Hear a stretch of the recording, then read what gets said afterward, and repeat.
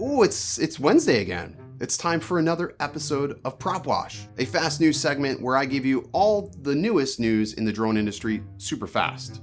Let's get into it. Okay, so it's been a pretty slow week as far as drone news goes, but I've got a couple of interesting stories, only two interesting stories really that I feel are worth mentioning or talking about. But first, let's all take a moment of silence for Billy's Mavic 2 Pro. Okay, now the news.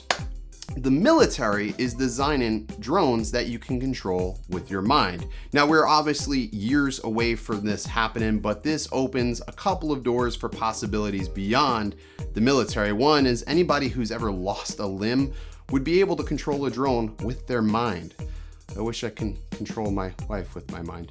Maybe she's controlling me. The military has conducted tests out of Pittsburgh, and they're using a direct neural access. I'll link the story down below because there's a lot of technical details that are just really boring and not all that interesting. But just know, eventually Skynet will become a thing and the military is going to be powering it and drones will be our overlords.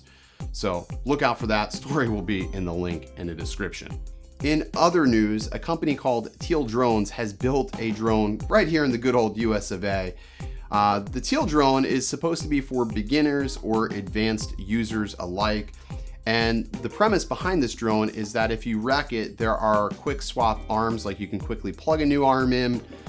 It's supposed to be super durable. It can resist up to 40 mile-an-hour winds and has a top speed of 60 miles per hour. That's pretty impressive for an out-of-the-box drone. However, this drone comes with a pretty high price and some strong caveats. It uses Wi-Fi for its signal range and has a rating of 600 feet. 600 feet is as far as this thing can go. I know some unique drones that go farther than that. Unique? But 600 feet is the range, 15 minutes of flight time. That's not very good. But are you sitting down? Are you ready? It has a $1,200 price tag on it. Ouch.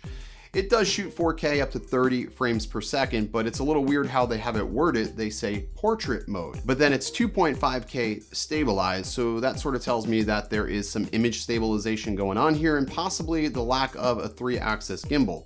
So if you're hoping to get this and have some pretty awesome footage, yeah, maybe not, I don't know. It is using a NVIDIA processor to power all the smart features of it. There's a lot of unknowns. And honestly, I will tell you right now, I am not taking a risk on this drone for $1,200. So I'm totally speaking based upon specifications. But there are a lot of drones you can get with $1,200. I'm just not sure if I could recommend the Teal Drone. And then finally, the last story of the day actually circles around to me. Oh, how about that? I went ahead today, took my Part 107 test, and I passed, surprisingly. So I studied for about 2 weeks or so, and I went today at 1:30 and I passed. I got an 85. So you can get a possible 18 questions wrong. So I missed 9 questions, not really bad. Test took me, overall, it took me about 25 minutes to complete the test. There was a couple of little zingers in there, but overall the process of doing that was pretty smooth. But anyways, that's a really quick episode. I've been traveling this week, so didn't really have a chance to put together more. But anyways, links to both stories will be in the description below. And if you haven't already, make sure you hit the subscribe button. Check out some of my other videos over here. I'm sure there's something that would interest you. But anyways, I'm Original Dobo, reminding you to stay original. We'll see you next time. And that's that. And that's the way it was. That's the way the cookie crumbles. That's the way it was. The cookie crumble. Like Zoic Scoob. Manakusta!